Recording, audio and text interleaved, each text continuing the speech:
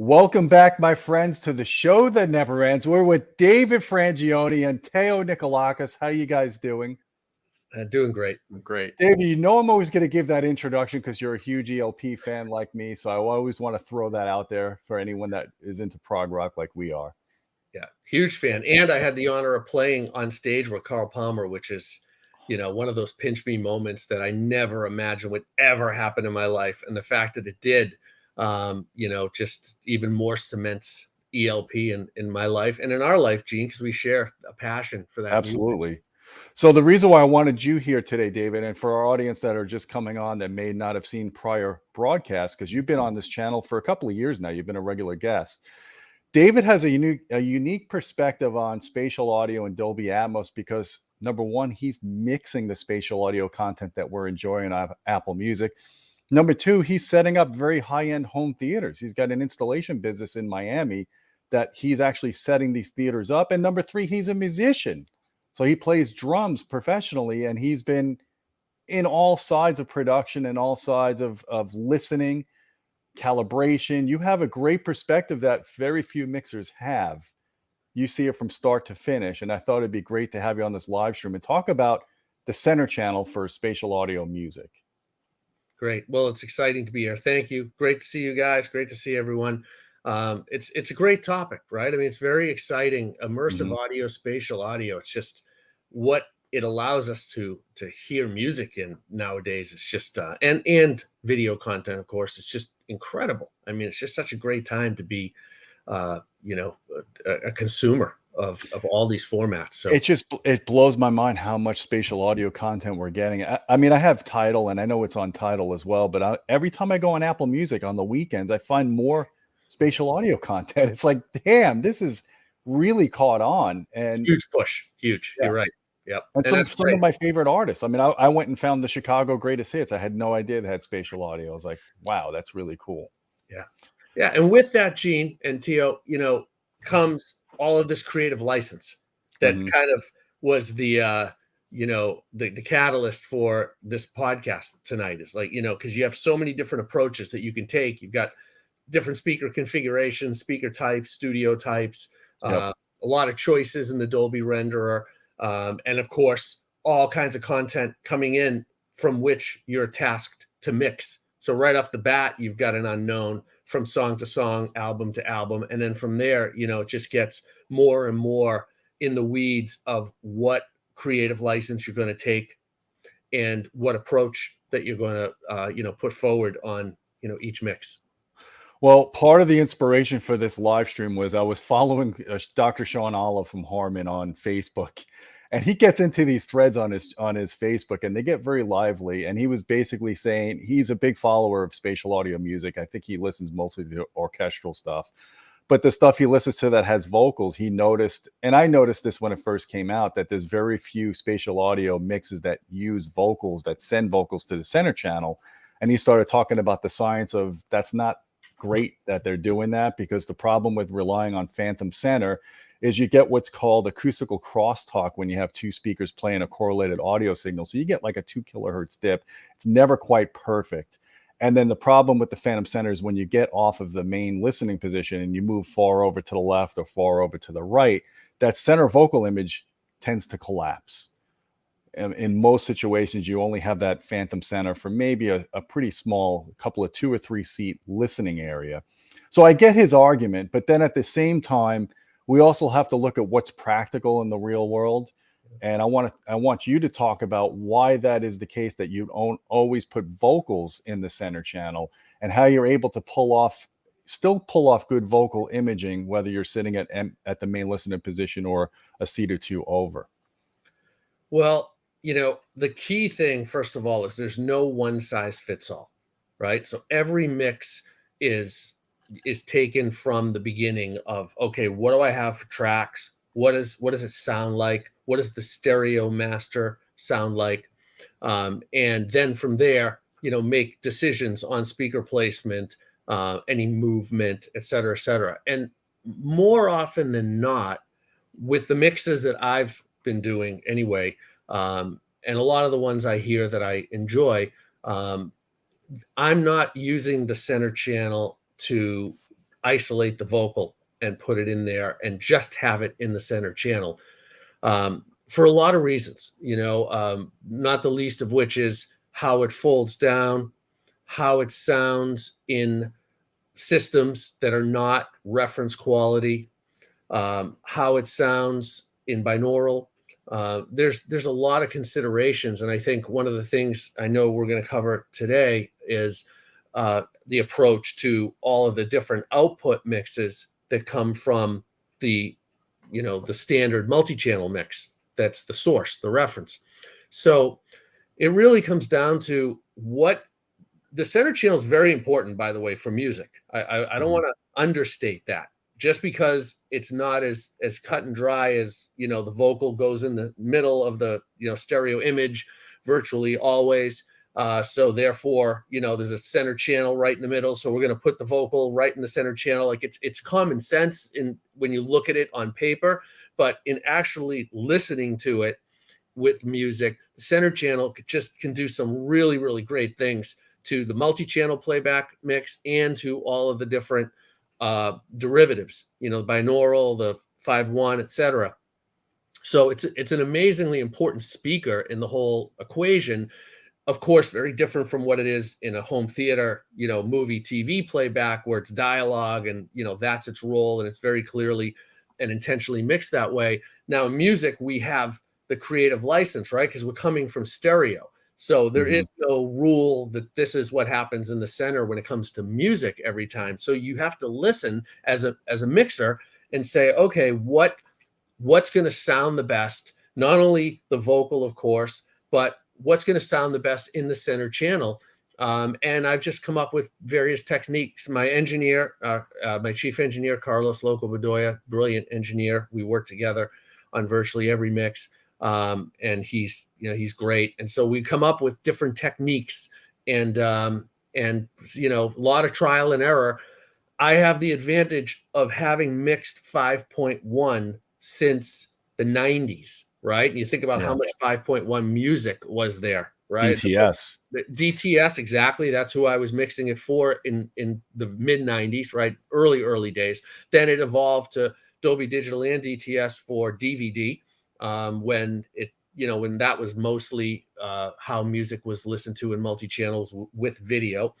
And now we're in a whole nother plateau. I mean, this is just so far beyond anything that we could have imagined, really. And it's awesome, and all the different ways that we hear it. I mean, when you listen to a spatial audio mix binaural, it sounds significantly more immersive, exciting, enveloping, interesting, than the straight stereo mix, even though the straight stereo mix still sounds great. And, we know it and we love it. And that's the reference on every immersive mix anyway. You're talking about on headphones when you're talking about binaural.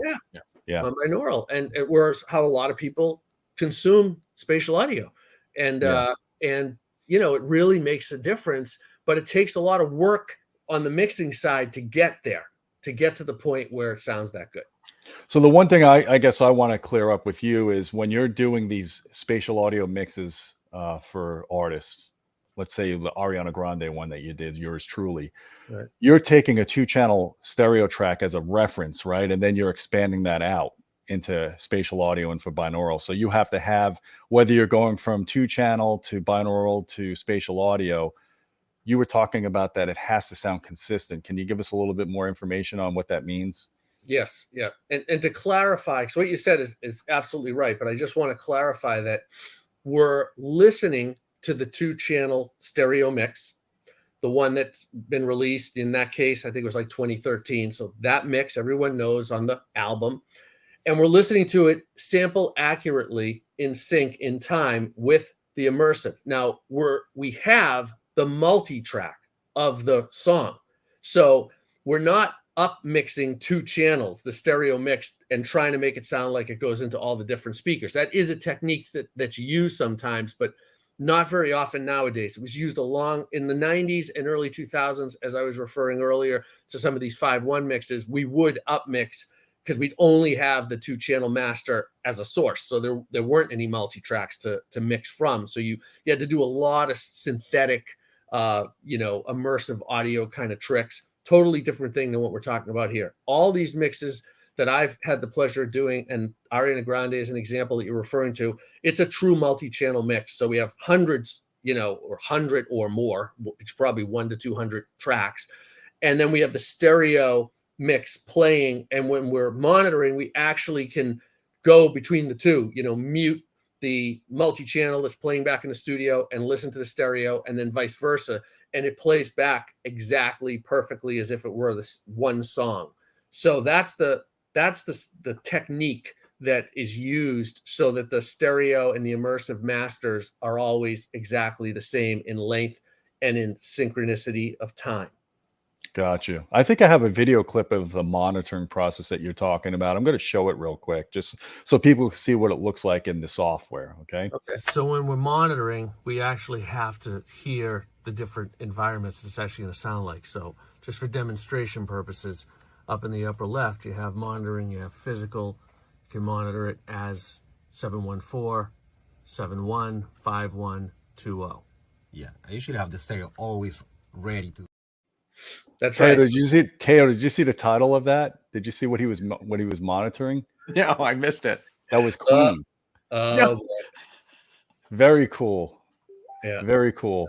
Yeah, we have a little clip of it was Killer Queen, right? Wasn't that the Killer song? Queen, yeah. So we have a little clip of an object flying around when we Yeah, let me show that one now too. Let's take a look at how the objects move, how they can be placed in this particular. You'll look at the objects moving. To avoid complications, she never kept the same address in conversation. So you can see that those are objects actually moving, to their location in space and time. So while we're on the topic of objects, I just did a video on why you should have wide channels in your Atmos setup. I was doing a lot of listening over the weekend, like I said in the video, and I was surprised at how much spatial audio mixes, how many of them are using the wide channels, and some of the streaming services like on HBO Max, The Last of Us, are also taking advantage of that too. Can you talk a little bit about what you think about the importance of wide channels? And do only objects go to the wide channels, even though it's a bed layer speaker? Is it just panning of the objects that go to these channels? How does that work exactly? Well, it depends, right? So you have when we were looking at that screen. So if you want to pull up one of those screenshots, sure, that shows this is like kind of, if you will, that this is like the home page of the renderer when we're mixing, right? So on the left, you see 128 objects. Yeah. At the top of that 128 object, notification, if you will, you see the bed. You see the purple highlighted 10 channels. Yep. So that's the bed, and the meters on the right correspond to that top row. So basically, you tell the renderer what your setup is, what speakers are you actually monitoring. So in my studio, it's 714. So everything I mix is, up to 128 objects within 714. Now, the brilliance of the Dolby renderer, and yet another reason why Atmos is so great, is that if you have, like I have and you have, I know, Gene, and Tio, I don't know if you have this as well, but we have 914 in our theaters. Do you have 914? I'm at 716 in both, or 74 and 6, and I'm adding the wides with the AVM 90, so I'll be there in a bit. Oh, I love it. Okay, that's a great setup. So now the renderer looks at each of our setups in our theaters, and let's say it takes one of the Ariana Grande songs, and it's coming in 714, but the renderer will convert to all the speakers that you have based on what sounds the best. And that's one of the brilliant things about the renderers. It works, right? It knows it's not just always sending to every speaker that you say that you have on every mix just because it's trying to fill sound, right? Like some of the synthetic car audio up conversions do. And yeah, it's not just an up mix. No, it's not. It's truly rendering to what sounds the best based on your output configuration. So it's just awesome. What it can do. So how come in this case, like in yours truly, My wide channels have not activated, but then there's a newer Ariana Grande, I think, positions. My daughter's a huge Ariana Grande fan. So on that mix, which wasn't done by you, I actually get content going to the wides. Is it just whoever did the mix at the time decided where they were placing the objects that sounded best, or is it actually the renderer figuring out because they didn't put an object in a certain location, it's not going to light up those channels? It doesn't need to.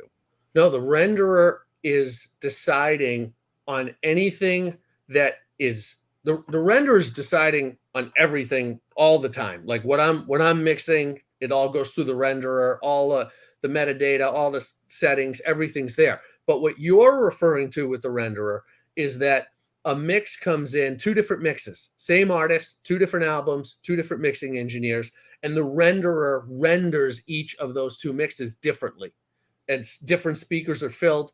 It could be because the mix was done with the extra channels, the other mix, right? I know mine was 714, but maybe the later one was 914, 916. And the renderer is, of course, playing it back as it should. Or it could be that there was certain object movement and they mixed in 714 as I did, but they had different object movement in their mix. And the renderer filled the wides with, so it could be either one, but the bottom line for our listeners and viewers here is it sounds the best, right? Like when we get out of the weeds and we put the hood back down, it's really like, does it sound great or doesn't it? Does it work or doesn't it? Like that's the whole point of all of this hard work and all of these technical specifications and trial and error. And what you're discovering, what I'm discovering, what Teo's discovering is that it works. Like the renderer does a great job as long as you set it up correctly and you have you do your distances, your levels, any room correction, your speaker, of course, your speaker allocation. Then the renderer knows what it's working with, and then it does its job from there. So I don't want to get too off topic, but is it possible, or if you have a different processor, let's say Teo has the AVM90, you have the Trinov, I have the Storm Audio processor. Is the rendering engine different in those processors, or is it standard based on what Dolby licensed to the company? So whatever, if we all have 15 channel processors, should it all render the same on each processor, even if they're different processors?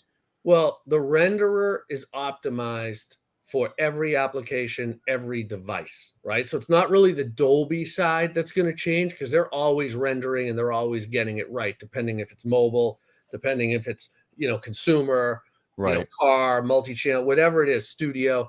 It's where you're going to hear big differences in the example that you just gave is what do the DACs sound like? What are the power supplies? How efficient are the decoding chips? How, it used to be called in the 80s, right? They called it steering, right? How fast can it steer? And at the time, remember Jim Fosgate, he was one of the innovators, one of the first THX guys, and he had like the fastest steering technology when it was a more analog based process. But it's a similar kind of metaphoric example where it's how fast does it decode, how fast, it's every millisecond of delay, every processing lag or every buffer, all of these things in playback we're audibly hearing as a dynamic shift, a phase shift, or just a lack of emotion, right? When we're hearing it back, like when a door slams in a quiet scene and you jump, like that just sounds like such a simple thing. But when your noise floor is so precise and the dynamic response is so precise and the imaging is so precise, that's what's making us really jump and going, oh, this is such an incredible experience. And that's where all of this detail and all of this, what we'll call high-end gear, like the three processors that you just mentioned, that's where it all, really pays off. I mean, that's what the value of buying and installing and configuring properly the really, really good equipment, the best gear. That's where the payoff is. Gene, to David's point, is I have the 746 with the Anthem AVM90 in one room, and then I have the 726 with the Denon 8500. And I think the question you're asking is, do the two in this particular case with very similar Atmos environments render differently? The answer is no. I don't perceive a difference in rendering. And to David's point, I perceive a difference with the DACs. I perceive a difference with the transparency of the systems. So the AVM 90 has a superior DAC set to the 8500, which is fantastic in and of itself. But it's the AVM 90 is by far a more transparent setup than the 8500. Yeah, I that's love a the killer. 90. It's a great piece. It's I mean, amazing. I mean, it really is. The Anthem stuff is just fantastic, and it's it's just it really resolves a realistic playback soundstage that when you hear it, it's quite apparent, like how good of a job they did, and it really is significantly better in most cases than any kind of receiver based system. But yeah, you're exactly right. It's it's not the renderer that's changing. That's one of the beauties of the whole Dolby Atmos ecosystem and how they've designed the whole topology, is that it translates and it works regardless of system value or configuration or speaker count or application. That's what kind of makes it, for lack of a better word, kind of a one size fits all playback solution. But what's going on inside of it is anything but one size fits all. It's consumer friendly in that it's one size fits all, but there's a lot of different multiplication and processing going on to figure out what's going to have the best playback. I got you. I want to show another clip, just one more clip about the speaker setup that you guys do in the studio to give people a perspective of the thought process here. I'm going to play this clip real quick and then you can comment on it. All right, now we're going to set up the speaker configuration for this particular mix. All right, so you set up your room, whatever speakers that you actually have. The standard is 714, so we have the 3 on the front, 2 on the sides, 2 on the back, and then you have the top ones, the 4 speakers on the top, and the LFE, that's 714. Some people have more speakers, like some extra wide ones, and some people have extra on the top, rear. Some theaters have more complicated setups. So once you have that, they will show up on these meters. And the renderer will put whatever information you have, it being objects or being beds, to fill these extra speakers. That's the virtue of the Atmos. The speakers really are just static objects. And so it's just gonna come out around and do some phantom thing, and it's gonna make it work. But the standard is 714, and that's why everybody should be doing 714. So just disable this. And this. Back to 714.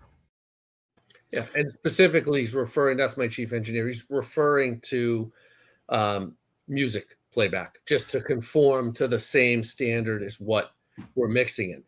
Ironically, as you mentioned earlier, that as an installer, as an integrator, someone who has the honor and privilege of working on extremely high-end home theater systems and recording studios, for that matter, for over 30 years, I prefer 914, or if the room's larger, 916, because let's face it, in a theater, you're not only listening to music. You're watching movies and you're watching TV, and there's so much great content with great sound that those extra speakers, again, depending on where you're sitting, depending on how many people are going to be in the room, depending on your sweet spot. I mean, again, there's a lot of factors, but once they're all, they're all considered per room, and every room, it's kind of the same formula, but the components and the equation within that formula, of course, will change for every room because they're custom configured. And it usually, unless the room's very small, makes a market improvement to have the wides to get to the 9, a minimum of 4 channels of height. Of course, you have to have movement in the heights, right? I mean, that would defeat the whole purpose of the objects, of course. So you have to have at least 4 in the height. And then if the room's a little larger, or all the way to a very, very large room, then, you would go to at least 6 in the height, so that you have coverage. Yeah. And, just doing some isolation of the different channels in the spatial audio mixes, my experience when you add the wides, It actually does two things. I wasn't expecting to hear a phantom center from the wides, and I did. Even though my wides are in the ceiling and they're angled at the listening area. When you and I talked about this, Yeah. I did it as an experiment, and then I come to find that you actually like that as well. You put the wide speakers in the ceiling or above the mains. Yeah. It adds spaciousness to the front soundstage, but also I could not believe that when I was hearing like background vocals in one of the Ariana mixes, not yours, but the one that uses wides, Right. I was hearing Phantom Center. I was hearing her in front of my screen. I did not expect that. Like, I was just really cool. It's true, Gene. I really was surprised, very pleasantly surprised when I AB'd for the first time a few years ago, the wides. You know, I really expected them to be kind of special effect channels, and to some extent they are, right? But I expected them to be so sparsely used that on most my kind of thought process before really doing it and experimenting and you know, actually listening to it, I kind of had a preconception that, oh, this is just going to be very subtle, and you know, Yeah. there's not going to be a lot of content playing back. And, you know, I just had kind of already written it off to like, you know, take it or leave it. And then after installing it the first time and really getting into it and listening to all kinds of content back, and both rendered and up converted, if you will, and native multi-channel to the wides, it was significant. And I said, you know, 2 extra speakers, they're not typically full range speakers. They're not what you would call like really pricey speakers, right? Of course, you need the channels on the processor and the amp, but it's 2 channels. And every time I weigh that, putting in the wides wins. It's a better. If you watch the movie, the latest Dune movie, and you hear with and without wides, you know, when the crafts are coming off of the sand, the desert, holy cow, is it epic. Yeah. And we're at the point now where we are getting 15-channel processors that are coming to be more affordable. Now you've got the Anthem, you've got the Marantz. Before it was just Trinov and Storm. Couldn't really afford 15-channel processors, right? Macintosh. Macintosh, yeah. But 180, brilliant. The way our hearing works, our hearing acuity is very sensitive to lateral sound in front of us more so than above us or behind us. So it makes sense to put the investment into the front wide channels if you can do it in your room. Yeah, as long as you have the processor and the amplification, just adding the speakers is a very, very worthwhile value add in most cases. You know, again, like you said, it's to some extent, of course, it's room dependent. But yeah, it's definitely next level. We got a super chat here. I was hoping you can answer from Nicholas Romanos. Thank you. David, when you switch from 2-channel to multi-channel, is more rendering data being sent to the mains? Yeah, I mean, it's down mixed, right? Yeah. So when we look at that list that we shared, right, it says physical, which is your room speaker setup. Under it says 714. This is a fixed menu in every Dolby renderer in the studio, right? And I'm using the current version, which is 5.0, which is awesome. They made a lot of improvements. And so physical is whatever your setup is, because it doesn't have to be 714. So the order of down mixing when you're monitoring, which is what that selection chooses among, is physical, 714, 5120. And so as you're doing that, yes, the renderer is rendering into a down mix, and you have settings in the renderer as to how the multi-channel is going to be, what's going to happen as those channels are down mixed. Now, they're not infinitely configurable by any means. You're doing a lot of kind of back and forth to adjusting your, what we'll call the main mix, which is the immersive multi-channel mix. As we're listening to the different down mixes, you're adjusting what you might not have done on the multi-channel had you not had to down mix it. You might have kept it one way, but when you're down mixing, you're constantly balancing between what sounds the best when it's being down mixed to these different formats. And then after 2.0, which isn't in the list, but is binaural, right? So you have to put burn an MP4 and then listen to it back on headphones, on an iPhone, or, how we normally do it, and see, hear how it sounds in binaural. Right. Okay. Here's another one that Shane Lee, he's actually hosting this on his channel as well for us. Thanks, Shane.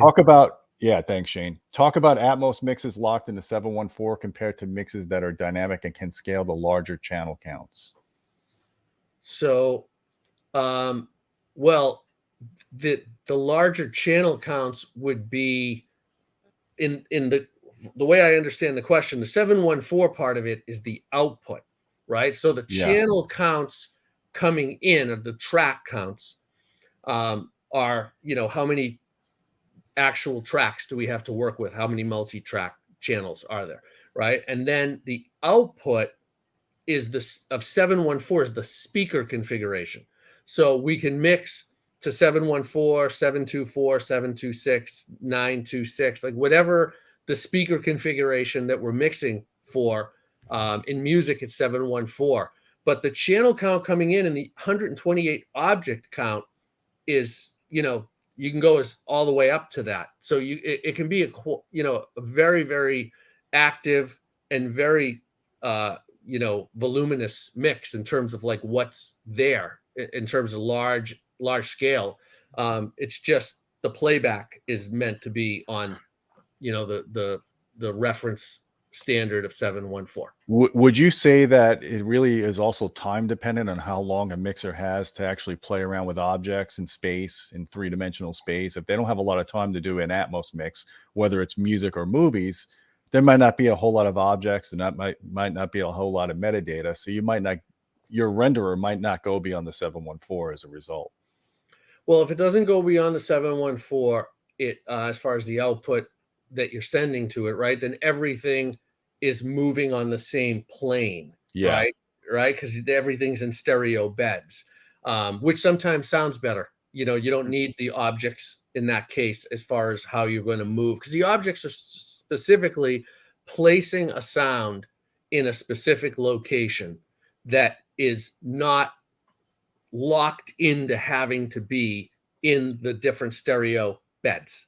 So in other words, it's placing a sound where there might not be a speaker there, but it's using a couple of different speakers to make it sound like there's an object in that location. Exactly. And you can go, anywhere in the plane of, height, back, front,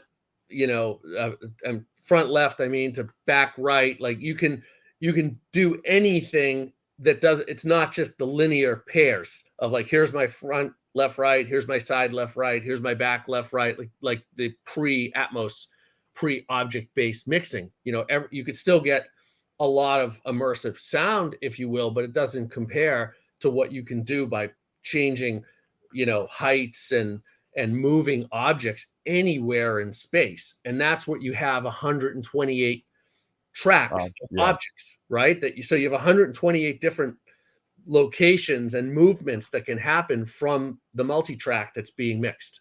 Yeah, and I think what he's alluding to as well is the classic example are some of those Disney titles that were called Atmos, because even though you may have had a 7.6, only 4 of the height channels were active. So no matter what you did, you wouldn't get, let's say, the middle height active. So I think that might be the use case there. Sure. And again, it comes down to how it was mixed and, to your point, Gene, the amount of time you have, of course, you have to be efficient. If you're busy mixing engineer, there's a lot of mixes coming in and you've got a certain amount of time to do them. But I don't find that, honestly, I have a pretty busy schedule of mixing, and I don't find that it's time that, especially now, you get experienced at it. You have a good understanding of what to do with the mix to get it to where you want to get it. It's really just creative license. It's really just, what do I think sounds the best on, in immersive audio with everything considered, the content I have to work with, the stereo mix that I'm referencing, and all of the different down mixes, what sounds the best? Right. Here's another good question. Is there a DAW that is standard for Atmos mixing, like Pro Tools was the standard for 2-channel when I was in the industry? So that's a good question. So when you were showing us the software interface before, that's Pro Tools, right? That's the industry standard that professional mixers use. Yeah, I because would there's say. a lot of amateur Atmos mixes software online that you can buy for like a couple of $100, but I don't think they have anywhere near the sophistication of Pro Tools. That's right. And the reason so to Double T's point that Pro Tools has been the standard in 2-channel, that's right. I actually helped it become the standard, back in the 90s, which was a whole nother story and a different podcast that we don't need to get into right now. But here we are in the Atmos world, and it's the standard now as well. And when we submit our mixes to the labels, we include the Pro Tools session. So that's why I consider it the standard. Is, just like in the old days, you'd hand the label your tape reels, and it was either 2-inch analog or 48-channel dash digital. For the most part, those were the two formats that everybody used when we were in open reel tape machine days. And now it's a Pro Tools session. Gotcha. So let's talk a little bit about a couple of different mixes. I want to talk about the Ariana Grande one and the Grace Jones one. I want basically Teo to give us his feedback because I had him listening. Oh boy, I had him listening this afternoon. Send me your Venmo. Well, Dave got a little bit pre-show of what my impressions were. I don't know. I really totally don't know, though. You just be honest. I mean, look, you try your best to mix the stuff and you hope everybody enjoys it and you get it right. So you got two. You got the Ariana Grande, yours truly, and then Grace Jones. What's that one called? Inside something or Inside Story. Inside Story, yeah. So yeah. Give us your experience with those. So, let me tell you, I think if I can expand upon a few things that David alluded to in discussion with Sean Olive. And those of you who don't follow Sean Olive, you're not audioholics. You just have to follow Sean either on Twitter or on Facebook. He just always has such great stuff on so many different perspectives. And David, what Gene and I have talked about over the years now, I think, is how inconsistent multi-channel or Dolby Atmos or immersive audio mixing has been. And it really does create this point of frustration that you kind of don't know what you're getting. And I think ultimately Sean's point to a degree, and Sean can correct me if I'm wrong, is it really speaks to the absence, A, of a standard, but B, is how are we utilizing the channels now available to us? And what I've noticed is I don't know what I get sometimes. And what I don't like, I've discovered, is I don't like when vocals are mixed between the left, center, and right channel. I don't find it to be the most effective. Okay. And there's also, in my particular case, and I think you've got the same thing I do, the reason why it's not as effective is because I don't have my center channel at the same height as my left and right. And what I notice is that, I have Ultima 2 salons. So I have my tweeter about 50.5 inches high. And then I have my center channel below my television. So I followed best practice and I'm looking straight at it. So my tweeter is about 25 inches high underneath my television. Horizontally opposed, like a traditional. Yeah, and it's an MTM with another mid underneath. So that raises a whole other discussion about the speaker design. Okay. But yeah, and what I notice is that if I have vocals in all three channels, I kind of get this V effect, which doesn't work well for me. I don't like it at all. And I have the same thing in the basement where I have the RBH SVTRs. And again, I have the center channel under the projector screen. And again, I kind of get this V effect. And what I found in contrast is where I have Atmos mixes and they're using the left and right, I find a more stable, higher, tighter, more engaging center image.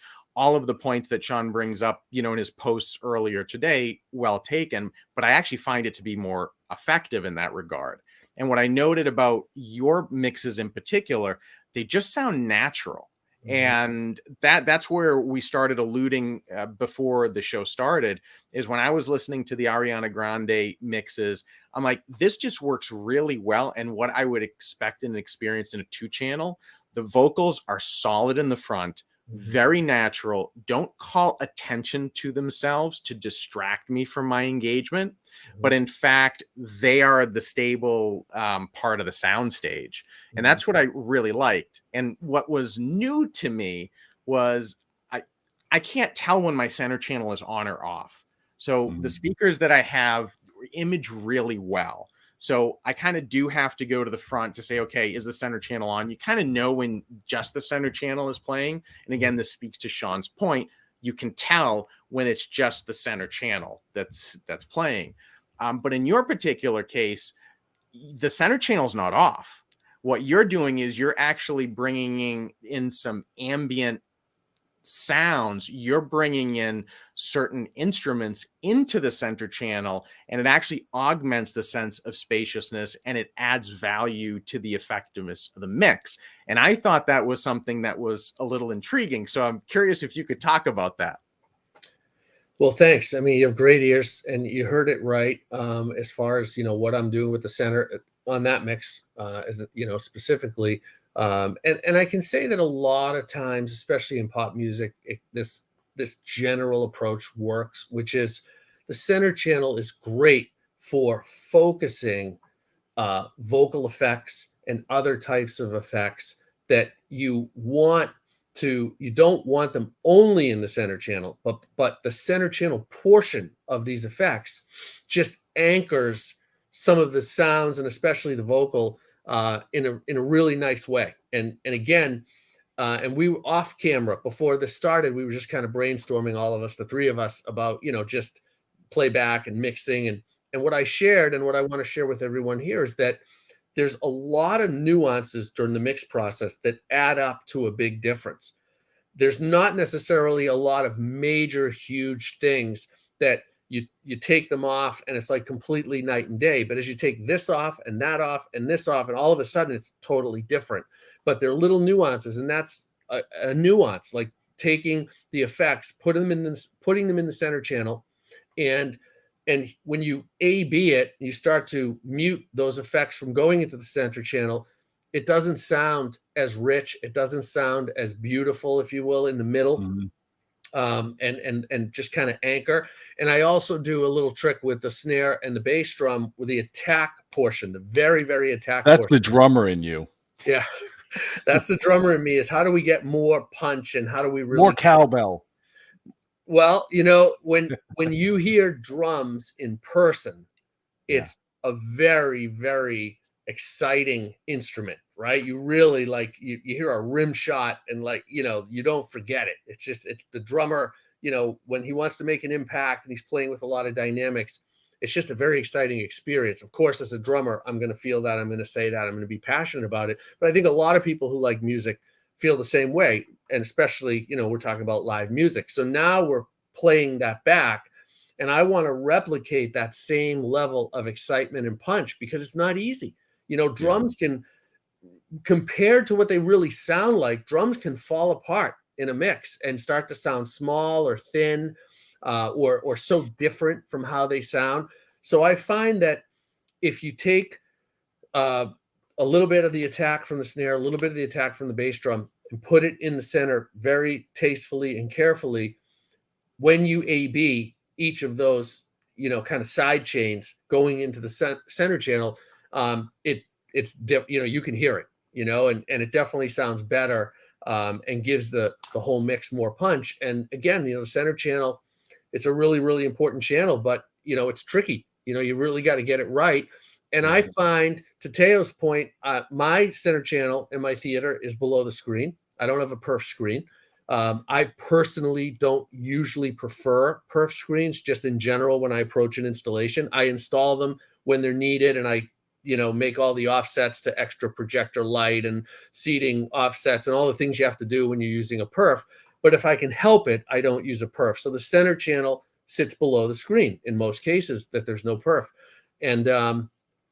And so you've got to, that's how people watch movies. And so the movies have to sound great and be calibrated for that. And the music has to sound great and be calibrated for that. So that's another consideration when we're mixing, is how do we, it's every mix is custom. Every installation on the theater side is custom, but all the content coming into that theater has to kind of be one size fits all, even though it's all different mixing engineers, different directors of movies, different streaming services, maybe even different playback bit rates. If you have a Kaleidoscape and then you put in a Blu-ray disc and then you watch Apple TV, they're all different bit rates. Right. And right. So as we all know, so all of those considerations, they all have to sound great and sound optimum no matter what in the same environment. So when I'm mixing, I'm thinking about, okay, you know, what if this, what if that? And you're constantly just tweaking, balancing. Like, how does this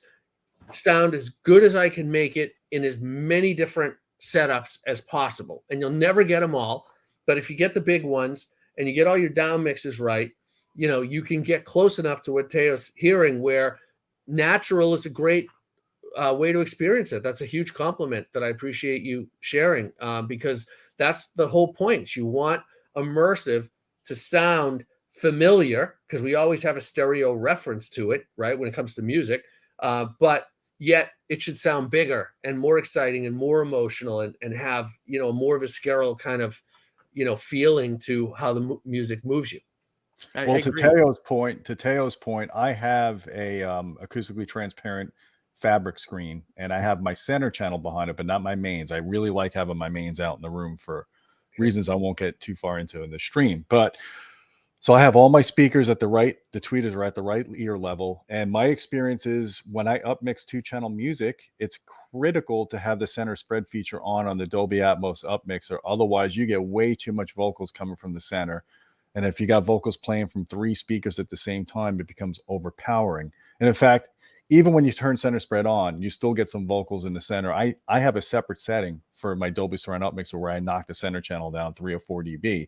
It just provides a little center fill, if you will. Otherwise, that phantom center gets too strong, and then that's all you hear are the vocals. You don't hear the instruments. Yeah. So the same thing with Atmos mixes. If you have an Atmos mix and it's putting the equal amounts of vocals for the front 3 speakers, it's not going to sound good. But the Atmos mixes that only put vocals in the center channel, like the Beatles ones, actually sound really good. I don't know if you listen to Abbey Road in spatial audio. That's, to me, that's a benchmark. Well, Giles Martin, you know, he's brilliant. Brilliant. He's brilliant. So how did they pull that? How did they pull that off? If it's supposed to sound accurate to the 2-channel master, are they down? How does that work when you down mix that with the way they did that recording? I've heard it in binaural, and it sounds great. So you know, he's got it dialed in. And remember that not specifically to what Giles did. I can't speak for him.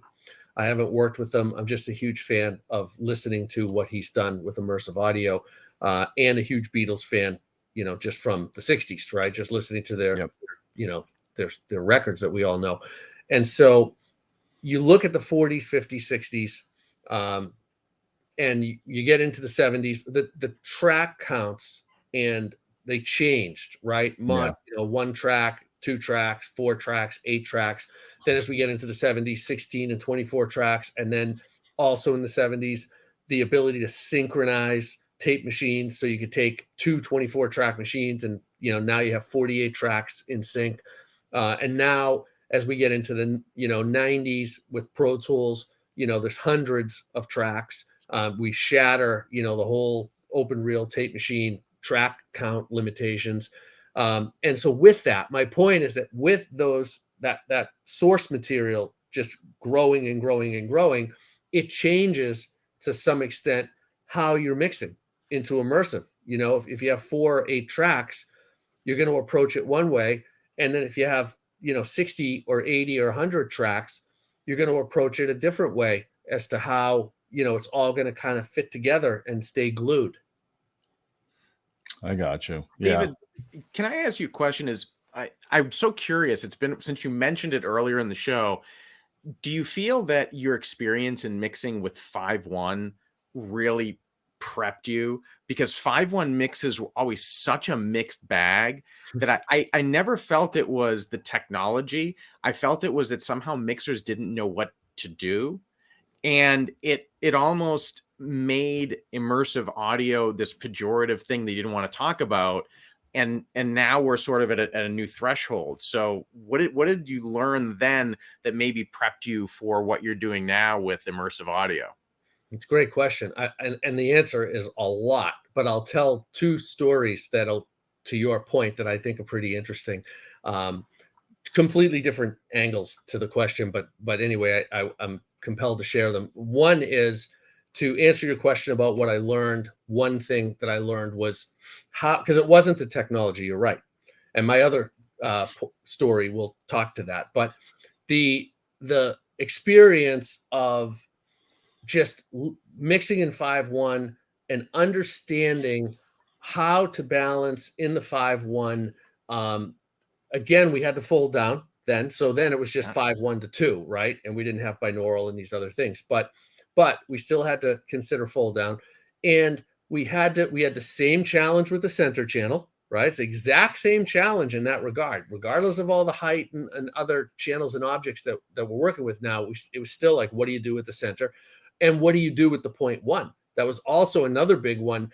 Early on, some mixing engineers were putting all the bass in the LFE, and it just sounded so weird. Like I had no attack. It was just like a big washy, boomy mess, right? Because they just didn't understand how the playback was going to be. And that's where my background on the theater side was really helpful. And that leads me to my other story that I think was, an aha moment for me, because I had a lot of years kind of on both sides of the glass and installing theaters, installing studios, and then going and mixing. And there weren't many people, still aren't many people, who kind of swim in both ponds, kind of full time. So my point to the story is I was asked to give a seminar by DTS in the 90s to some mixing engineers who I won't mention their names because they're very famous.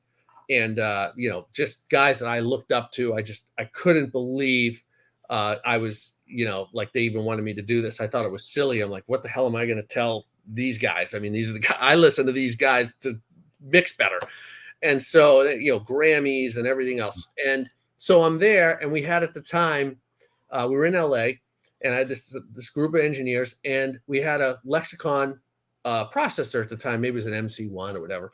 And I'm explaining how you take the 5.1 signal and it comes down, I think I had an optical cable.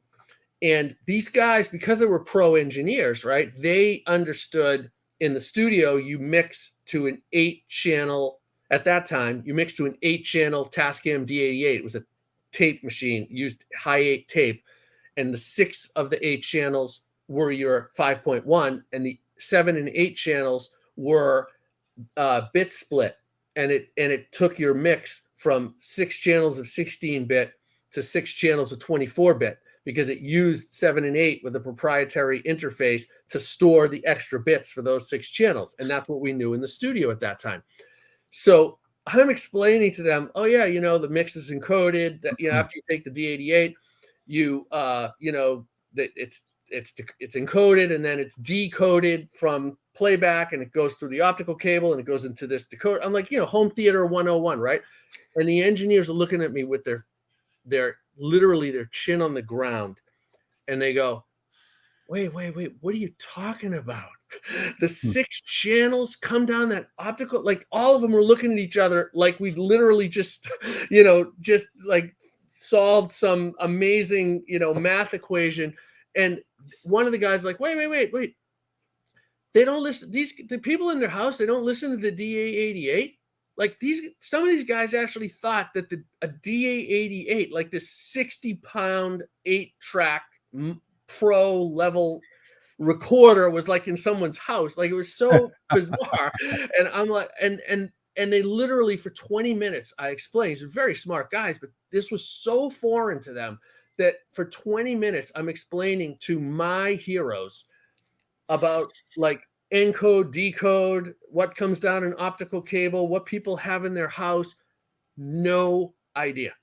And I think that speaks to your point. And I left that seminar, I guess, or clinic, whatever they called it, just thinking to myself, oh my God, I have been taking for granted how much I learned through all of these installation experiences and getting out of the studio in that case, and how applicable and helpful it was to know that. And so I think how that speaks to your point, that long story about these engineers, is that when they were mixing, their lack of understanding playback outside of the studio that they were sitting in, the control room, was giving us all these crazy mixes. You listen to some of those DTS Oh, the Toy Matinee one had vocals coming out of the subwoofer channel. That You remember that Toy Matinee? Of course I do. I mean, I was in the thick of all of that stuff. I was consulting for was DTS ridiculous. as much as I was mixing for DTS. And I'm not poking fun at the guys that were doing it because they're brilliant engineers. I'm just speaking to Teo's point that they just didn't know. They literally only knew the control room they were sitting in. And I was going to control rooms in LA to help some of these guys set up. And the control rooms, they had already done some really important mixes, and the control rooms weren't even set up right. They didn't understand how to run the tones and how to balance and how to, the 10, remember the 10 dB drop on the LFE, like all of these, like today in the renderer, we talk about all the settings we have for binaural, the settings we have for down mix, all that stuff you have to know inside and out. Now guys are savvy to that because we've come so far and there's a lot more education. And it's funny how we've had similar experiences. I was on the home theater cruise back in 2003 and I met Elliot Shiner, and I've always been looked up to him because he was doing the Eagles. Yeah. He was doing, so many different bands. That's great. Yeah. In 5.1. He, at the time, didn't realize that people are using bass managed speakers in a subwoofer. He thought everyone should have full range equidistant speakers from MLP. I'm like, that doesn't work in a home. It might work in a studio. Right. And we had this whole web seminar on the cruise about bass management and what defines full range and why we should be using multi-sub. None of these mixing engineers, who are brilliant guys at what they do, understood small room acoustics. But that, that goes beyond at that time. To Teo's point, and that was a lot of what went wrong with 5.1 music. I mean, we obviously know, the biggest thing that killed it, was the lack of standardization and the proliferation of iTunes and, the whole direction that the music playback went into streaming now. And that's another reason why Atmos and Spatial are so great, because they utilize, how people listen to music today, whereas then it didn't, right? You had to have a special setup. You had to have some kind of theater or multi-channel setup. And it was just a lot, narrower lane of how many people even had the setup to do it. Thanks, Roscoe. Thank you. I do too. David, there's something else, and you tell me if you agree with this. I have a perception 5.1 was confused as to what perspective of the audience was. And am I in the middle of the band? Am I in the seat? And what I've noticed now with spatial audio, there doesn't seem to be that confusion per se. What I feel is people have figured out that I'm a listener, so I need the audience, not the orchestral view. Mm-hmm. But it's almost as though the artist figuring out what they can, because you can do something doesn't mean you should do it. Right. And figuring out what the right artistry is. And now I'll come full circle.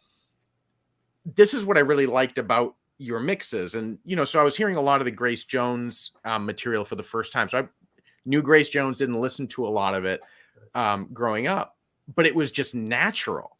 And that's what I couldn't get over, is how the effects are there just to add to the experience. Right. And if I was to switch to the 2-channel version versus the multi-channel version, what I'm getting is this sense of ambiance. I'm getting an enhanced experience. And I think it's the same way that Avatar revolutionized 3D. It's not about things that are coming at you from the screen, but it's creating this sense of space. It's creating this landscape, this experience.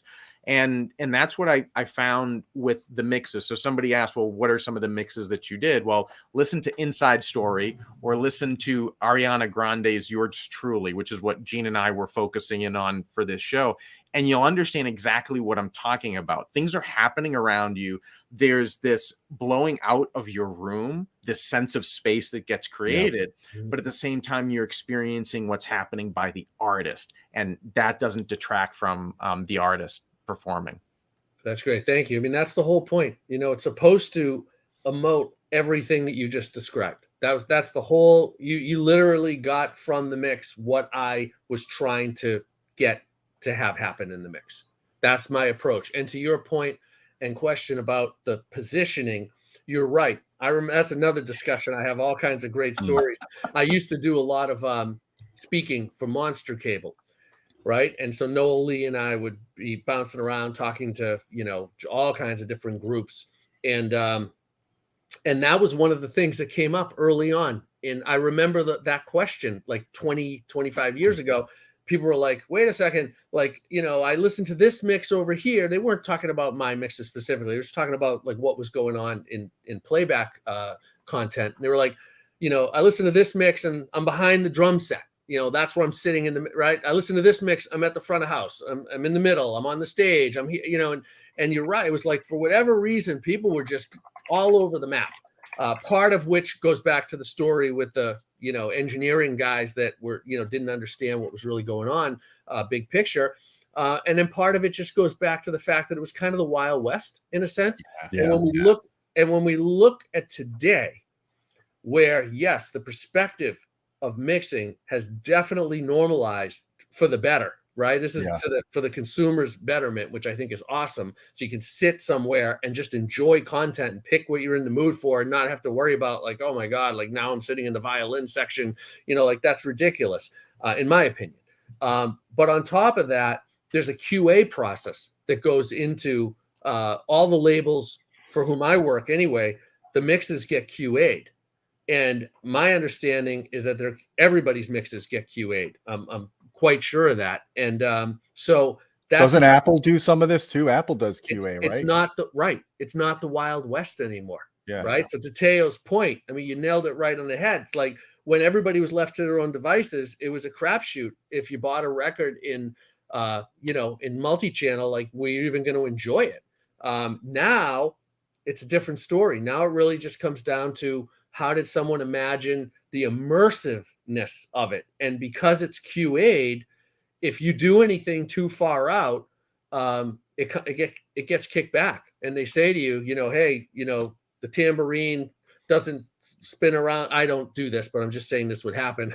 The tambourine doesn't spin around the room, Mr. Mixer. The tambourine's like, in the left, at 20 degrees, like that's where it is in the stereo mix. So like, that's where it is in the immersive. It's got to follow a similar timbre and a similar, spatial characteristic, just immersive. So so you're working within some confines that are actually good. They're not limiting in any way by being confines. They're just, what I'll call riverbanks that are for the better, of the listener. I have a couple of just perspectives on this then. To me, it seems as though from what my experience has been, the real no-no that I'd like to see is using all three channels for vocals and doing that extended center spread. It just doesn't work. And I'd love to see folks either, hey, if you want to prefer the center channel and that's going to be an artistic decision and you're going to mix to it, and that goes to Sean Olive's point, great. If you're going to do it where you're going to, again, use the left and right and you're going to use the phantom center, that to me, I think needs to be hopefully where there'll be more experimentation and Q&A. And to your point, like what you've done is really effective. And what are we going to do with these extra channels? And I think what you in particular have done by putting some of the kick drum, putting some of these other things in the center channel, I hope and we'll have some standards and some best practices that evolve from it, because it's just works. Well, thank you. And they are establishing, the labels, Dolby's always evolving, always improving, incredible company, incredible group of guys and girls over there that such a pleasure to work with them. And as it is with the labels, they're just so passionate about what they do and their technology and all the different playback types, from music to mobile to movies. It's just incredible what we're living through right now and how it's just going to keep evolving and getting better generation to generation. And to your point, there are best practices. There's an actual best practices document that we work from the different labels that I work for. They all have best practices that you have to kind of stay within, and they keep getting updated. Great. So it's gonna, there'll always be creative license, and some of the things that you've pointed out are, you hear things that you prefer and like and enjoy and hear more immersive the way I hear it. It turns out, it's not just that, I appreciate the compliment, but it really just comes from perspective. Like I thought it sounded really good. It passed QA. They thought it sounded good. Now we hope everyone else thinks it sounds good. The fact that you hear it a similar way and it translates in your setup is awesome. You know, that was the whole point of it. And we want all mixes to have that impact, whoever does them, so that, you know, so the consumer wins. Yeah, and I could tell you, I looked at a lot of modern spatial audio recordings, like from The Weeknd, even Billie Eilish. I mean, these are like, you know, they probably have a lot of resources behind their spatial audio mixes, right? You think? Please, you just named two of the biggest artists in the world. So they're doing something very similar to you. They're not putting vocals in the center channel. They're putting effects, they're putting reverb, they're putting percussion. I mean, it's very similar practice to you. And I don't know if that's going to change over time. Are you thinking you're going to do a recording to make Sean Olive happy and just put the vocals in the center channel and not in the front left and right? Or is it still the problem where you want to be consistent with the 2-channel reference? Is that really what's holding back going to that? Or do you just like not putting the vocals center channel and doing what you're doing the way it is now? Well, it's not, I mean, it's not one size fits all in how I do it. I mean, I wouldn't say I'll never. Depends on the music. Yeah, I wouldn't say I'll never do this or I'll never do that. And Sean's preference, I don't know Sean. I don't even really know what he said other than what you're referring to. But you know, I mean, everybody has what they like. And I think I did hear you mention Sean was referring to orchestral, right? I think some of it is orchestral, but I'm sure he does listen to modern music with vocals, because he was complaining that when he sits off from the main listening position, the vocals are no longer anchored. Yeah. I mean, it's, you know, there's some personal taste in it, but I just wouldn't say that I will never put a vocal in only in the center channel, or I will or I won't. Like, it's just, there's just too many variables. There's too many variables, and there's so much possibility when we're mixing. I mean, you've got 128 objects. You've got whatever the track count is going in. You got a 714 on playback and all the variations of down mix and rendering to, you know, more complex setups, all the way up to theaters that may have 100 speakers, right? So there's so much possibility for imagination and for sonic playback that, you know, it's just not approached from. There's some technical approach to it. Like, you know, we have to be careful how we're balancing certain things, just because it won't fold down right or won't sound good compared to the stereo master. So there's some things that kind of follow every mix, if you will, high level, but there's no like never this or never that. It's almost never, you know, I would say, based on all the mixes I've done to date, the center channel, I found some really, really effective use for it that I wouldn't want to not have it. To Teo's point, in my 5.1 days, there's a lot of mixes I did. I did hundreds. It might even been thousands, honestly. I mean, I did so many 5.1 mixes because I did a ton of stuff. I was doing all the MTVs and BETs and just a ton of DVD stuff and 5.1 whenever it was broadcast. And for the center channel with music then was really, really, you know, I had to be really careful. It was a totally different thing. You know, it was really more of like a 4-channel mix in many ways, with very sparse center and very careful LFE. You know, I just listened to it in so many different settings. And I just heard where it was falling apart. Things I thought were going to sound great when I first started doing 5.1 mixes. Then I listened, and then I went, oh, no, that doesn't work. And you just keep tweaking and tweaking and tweaking. Now, totally different world in terms of now here we are in 714 with the Dolby renderer and all the standardization, et cetera, much higher quality playback in rooms.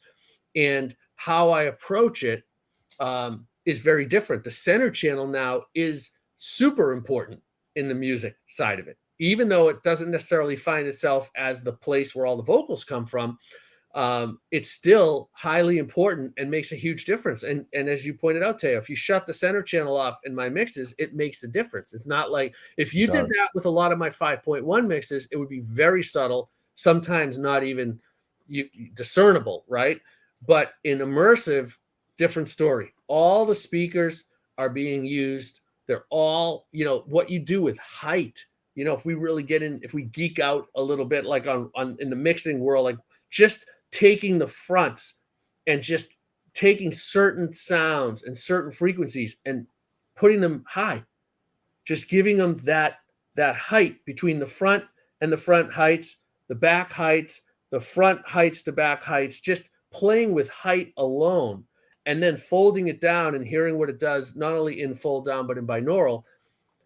Huge, hugely better doing that. So, and that's not like complex movement, and that's not like trick placement, so to speak, but it's placement that we could never do before we had Atmos.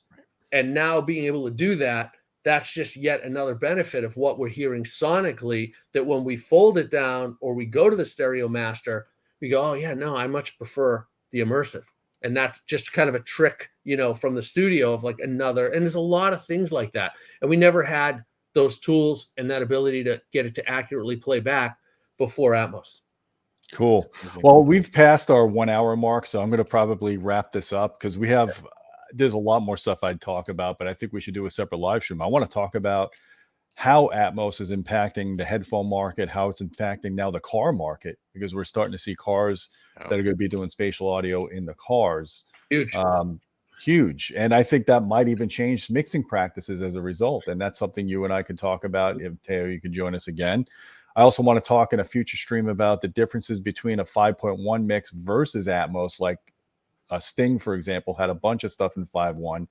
It sounds different in Atmos, even when you bring it down to 5.1. So there's a lot of meat to be discussing on these topics if you want to come back and talk more spatial audio.